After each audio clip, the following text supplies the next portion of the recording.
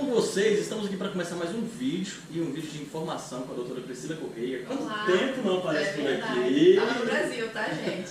Tava de férias, trabalhando, né? Não, nem férias, nada de férias, tava trabalhando, tava fazendo audiência, tava atendendo o pessoal lá de imigração, que tem muita gente do Rio de Janeiro vindo pra cá, e foi um mês bastante tenso. E hoje a doutora Priscila vai trazer um tema muito importante, que é manifestação de interesse. O que é a manifestação de interesse, para quem não sabe? Bom, é um processo em que você se regulariza como morador oficial do país, ou seja, um imigrante que se regulariza em Portugal, sendo que ao invés de ele fazer isso através de um visto, ele faz isso por um processo de manifestação de interesse. Também é feito junto ao CEF, só que os requisitos são diferentes do processo de visto tradicional no Brasil. E a gente teve um caso pontual agora, que era uma pessoa que já estava com dificuldade em fazer o processo de manifestação, pediu o nosso auxílio através do canal do Juninho.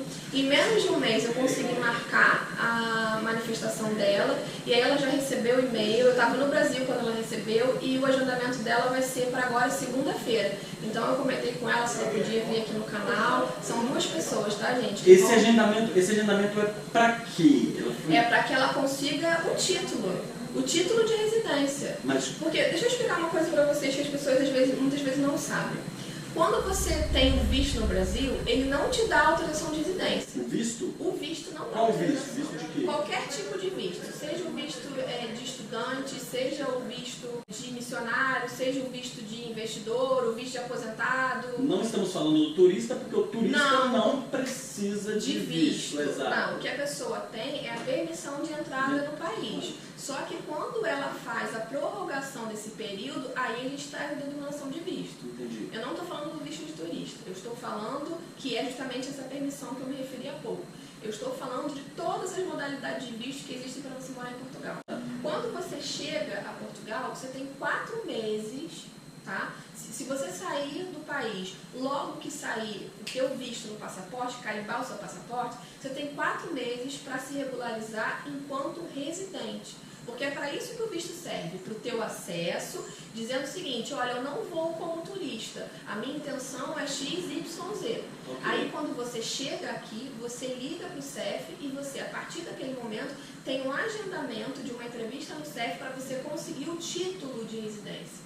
E esse título, de modo geral, nos vistos, ele tem a validade de 1 ano. E quais os direitos que esse título te dá morando em Portugal? Quando você está aqui, você consegue esse título. Quais os direitos? Depende do tipo de visto. Mas, de modo geral, você tem uma vida como qualquer outro cidadão do país.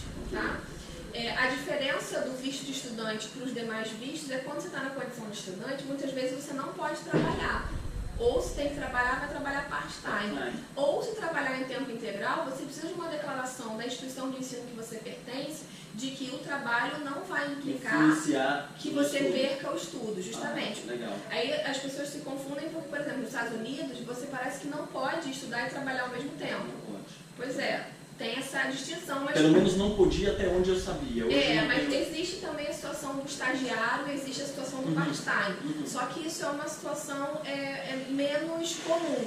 Aqui em Portugal é mais comum você ter o visto de estudante, conseguir uma declaração da instituição e depois da entrada no CEF na sua permissão de trabalho. Aí a sua autorização de residência ela vai ser de estudante com a permissão de trabalho, em função desse processo que foi agregado pela instituição. Só que a autorização de residência ela tem validade de 1 ano. Ou seja, a pessoa chegou, vamos fazer um processo curto, a pessoa chegou em Portugal até 4 meses, ela vai pedir a sua autorização de residência, conseguiu o agendamento da autorização de residência, ela vai ter mais 1 ano para residir em Portugal e depois ela vai agendar no período de validade da autorização a renovação.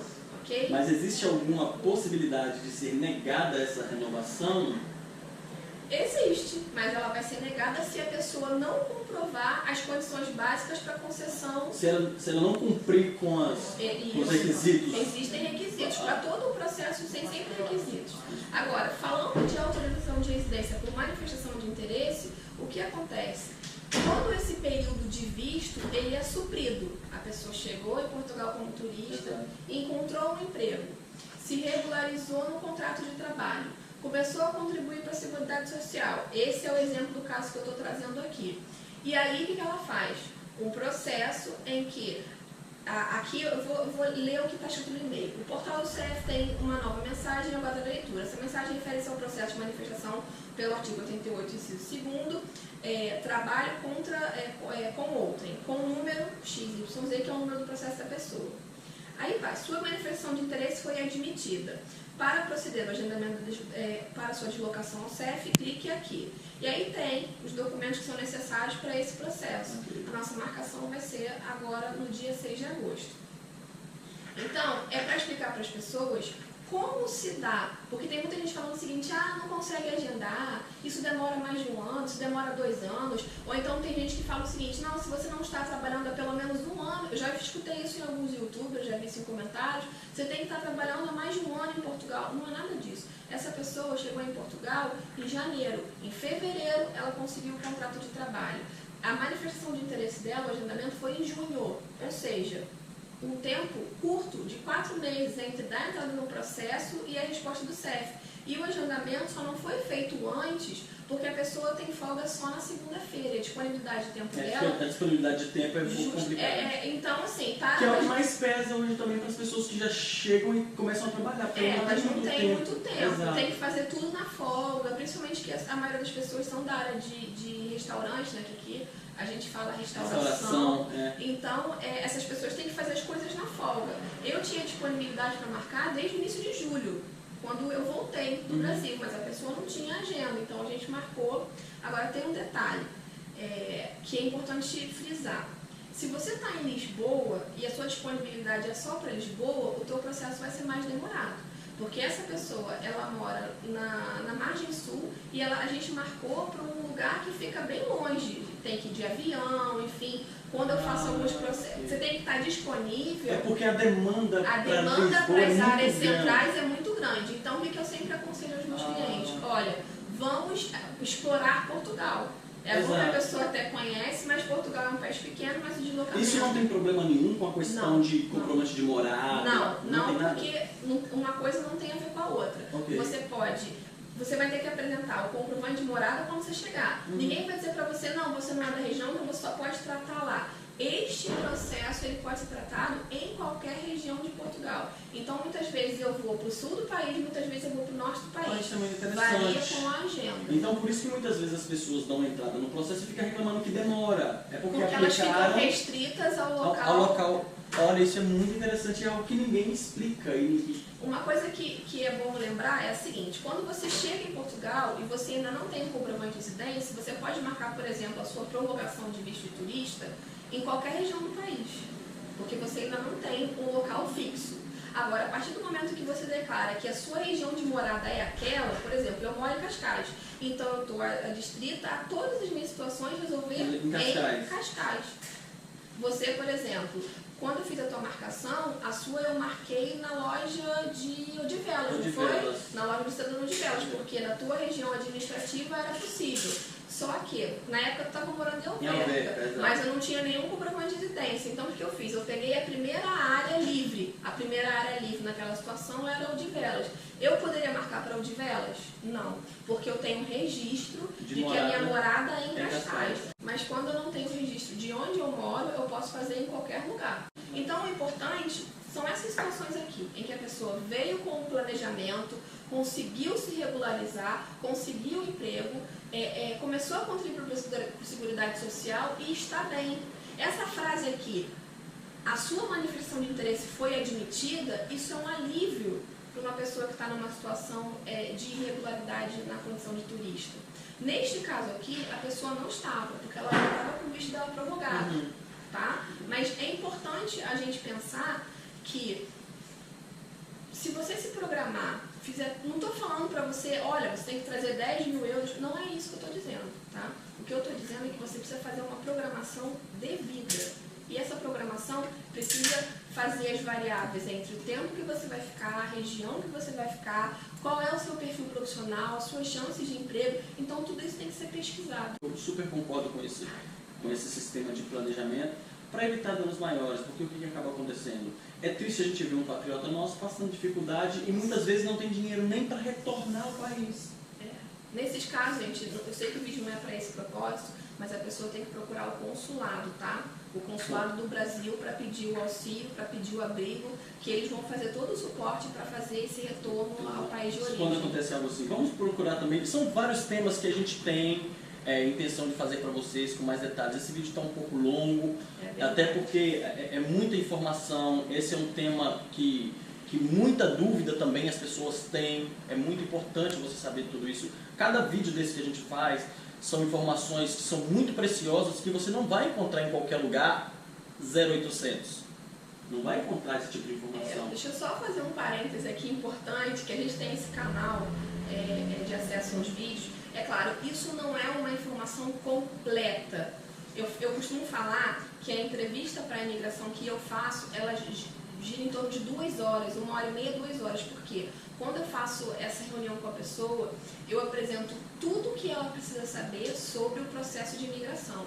Então, muitas vezes as pessoas vêm ao canal do Juninho, mandam e-mail para mim, faz um e-mail de, sei lá, 2, 3 folhas com uma série de perguntas e eu falo para ela assim, olha, vamos marcar uma consulta, porque através da consulta você vai poder fazer todas as suas perguntas, não tem limite de hora, eu não faço uma edição, olha, são 2 horas. Não é isso. Se você ficar 4 horas comigo, você fica. Agora, você não vai ter dúvida para tudo isso. Desde quando também a hora possa ser algo produtivo. Sim, eu digo isso pelo seguinte, as pessoas às vezes querendo economizar, elas querem perguntar tudo para você por e-mail porque elas têm a impressão de que, não, eu vou perguntar só isso porque é só essa a minha dúvida e aí eu vou estar com todas as informações que eu preciso para ir.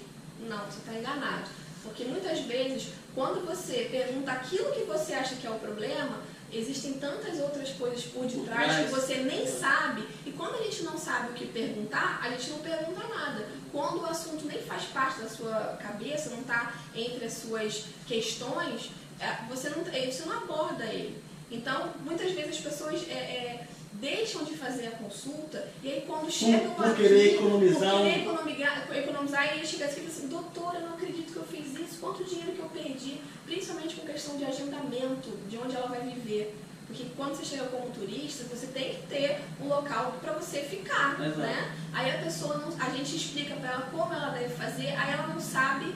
Ou seja, você pega ela pela mão e dá a instrução do que ela vai fazer para evitar... Aí ela faz pelo processo tradicional que ela conhece, que ela leu no blog, que ela viu no Facebook, e aí quando ela chega aqui, eu falei, você não sabe fazer nada disso. Então, você precisa fazer isso. Nossa, qual a importância que você acha dessa consulta via Skype antes da pessoa sair do Brasil? Eu acho importante antes da pessoa pensar em comprar passagem. Eu acho importante antes da pessoa pensar em imigrar para Portugal como um fato concreto.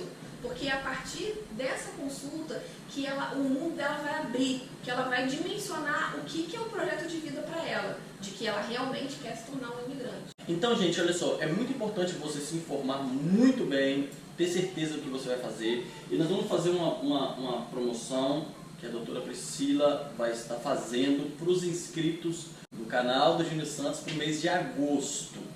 Todos vocês que assistirem este vídeo, ou todos os vídeos nossos do Júnior Santos, todos vocês que buscarem a consultoria via Skype vai ganhar 15% de desconto na sua... É só uma consultoria de Skype que faz normalmente.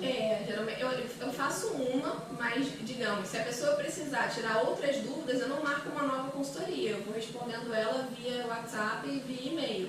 E um detalhe importante, gente, que isso é uma coisa que a gente responde nos e-mails quando as pessoas procuram, é o seguinte, esse valor da consulta ele não é perdido. Quando a pessoa contrata o serviço, a gente faz a compensação do valor que ela gastou na consulta. Por que eu faço isso? Imagina que eu parasse durante 2 horas para falar com cada um que manda uma mensagem. É difícil. Eu não ia conseguir trabalhar, a minha vida ia parar. Mas então, o que eu faço? Eu cobro o valor correspondente àquela consultoria, porque é do dia a dia do advogado, é a militância dele, e quando a pessoa contrata efetivamente um serviço, eu faço o desconto do valor que foi pago.